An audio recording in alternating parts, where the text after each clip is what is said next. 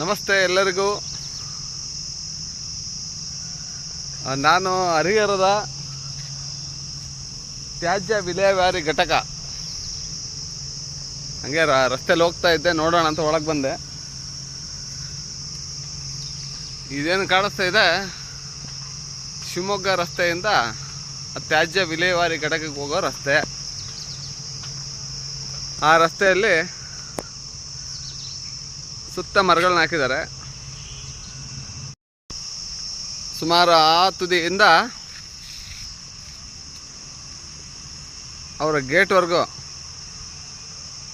ಒಂದು 200 ಮರಗಳನ್ನ ಹಾಕಿರ್ಬೋದು. ಮರಕ್ಕೆ ನೀರು ಹಾಕಿಲ್ಲ, ಗಿಡಗಳಿಗೆ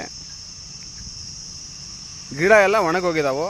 ಇದು ನಗರಸಭೆ ಕೆಲಸ ನೋಡ್ರಿ, ಗಿಡ ಎಲ್ಲ ಒಣಗೋಗಿದೆ. ಎಷ್ಟು ಗಿಡ ತೋರಿಸ್ತೀನಿ ಅಷ್ಟು ಗಿಡಗಳೆಲ್ಲ ಒಣಗೋಗಿದ್ದಾವೆ, ನೀರು ಹಾಕೋರಿಲ್ಲ, ನೆಲ ಒಣಗಿದೆ, ಗಿಡಗಳೇನು ಉಳಿದಿಲ್ಲ. ಈ ಗಿಡಕ್ಕೆ ಎಷ್ಟು ಬಿಲ್ ಮಾಡಿಸಿರ್ಬೋದು ಅಂತ ಅಧಿಕಾರಿಗಳ ಹತ್ರ ಲೆಕ್ಕಾಚಾರ ಮಾಡಿ ಮತ್ತೊಂದು ವಿಡಿಯೋನ ನಾನು ನಿಮಗೆ ಈ ಗಿಡಗಳ ಬಗ್ಗೆ ತೋರಿಸ್ತೀನಿ. ನೋಡಿರಿ, ನೀರಿಲ್ಲ ಗಿಡಗಳಿಗೆ.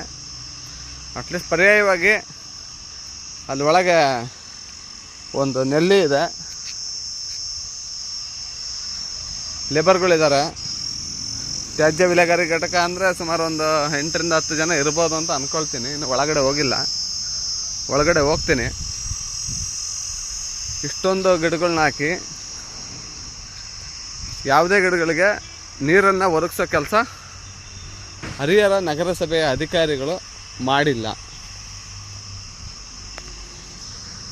ಆಮೇಲೆ ಇಲ್ಲಿ ನೋಡ್ರಿ, ಯಾವುದೇ ರೀತಿಯಾಗಿ ಲೇಔಟ್ ಇಲ್ಲ, ಯಾವತ್ತು ಲೇಔಟ್ನಾಗೆ ಡೆವಲಪ್ಮೆಂಟು ಮಾಡಿಲ್ಲ.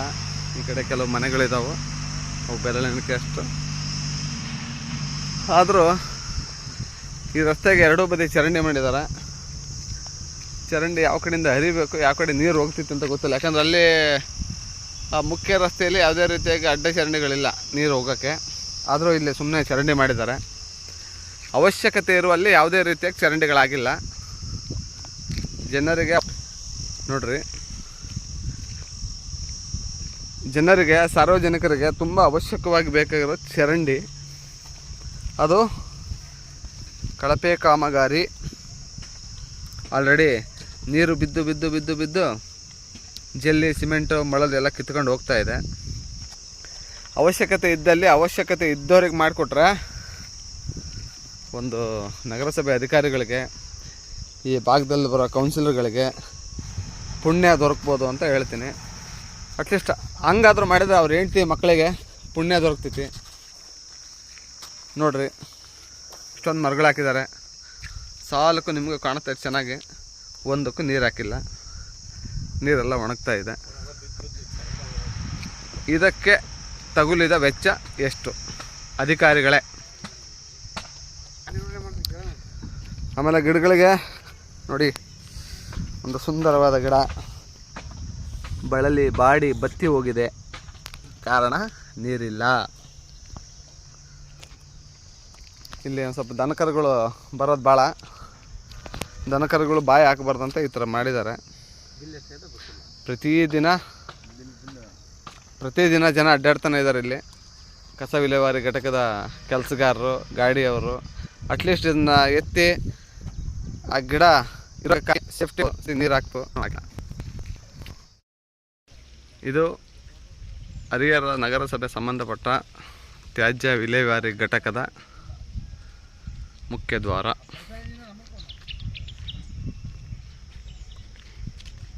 ಬನ್ನಿ ಒಳಗೆ ಹೋಗೋಣ.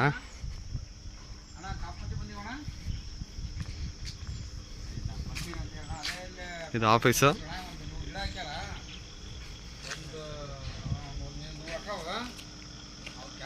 ಒಳಗಡೆ ಚರಂಡಿ, ಅನ್ಕಟ್ ಚರಂಡಿ.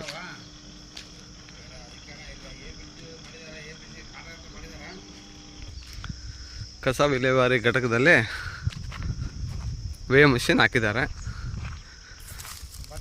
ನೋಡೋರಿಗೆಲ್ರಿಗೂ ಅನಿಸ್ಬೋದು, ವೇ ಮಷಿನ್ನು ಮೇಲೆ ಗಾಡಿಗಳು ಹೆಂಗೆ ಹೋಗ್ಬೇಕು ಅಂತ ಎಲ್ರಿಗೂ ಅರಿವಿರ್ತೈತಿ.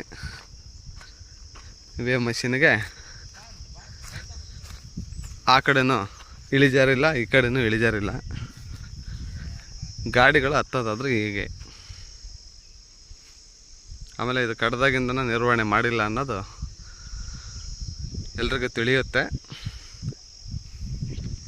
ಇಲ್ಲಿ ವೇ ಮಷಿನ್ ಯಾಕೆ ಹಾಕಿದ್ದಾರೆ ಅನ್ನೋ ಒಂದು ಪ್ರಶ್ನೆ ಮೂಡ್ತಿದೆ ನನಗೆ. ಯಾಕಂದ್ರೆ ಆ ಕಡೆ ಇಳಿಜಾರಿಲ್ಲ, ಈ ಕಡೆ ಬಂದರೆ ಈ ಕಡೆಯಿಂದ ಯಾವುದೇ ರೀತಿಯಾಗಿ ಇಳಿಜಾರಿಲ್ಲ. ನೋಡಿರಿ ವಿಡಿಯೋದಲ್ಲಿ ಕಾಣ್ತಿದೆ. ಆ ಶೆಡ್ ಹಾಕಿದ್ದಾರೆ ನೋಡ್ರಿ. ವೇ ಮಷಿನ್ ಸುತ್ತ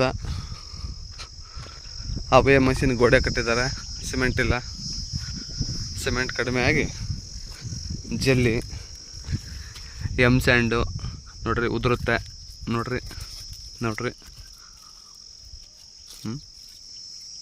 ಎಷ್ಟು ಕ್ವಾಲಿಟಿ ನಗರಸಭೆಯಲ್ಲಿ ನಡೆಯುತ್ತೆ. ಇಲ್ಲಿ ನೋಡ್ರಿ ವೇಮೆಂಟ್ ಮಷಿನ್ ಎಷ್ಟು ನೀಟಾಗಿ ಕೆಲಸ ಮಾಡುತ್ತೆ ಅಂತ ಒಳಗಡೆ ನೋಡ್ರಿ.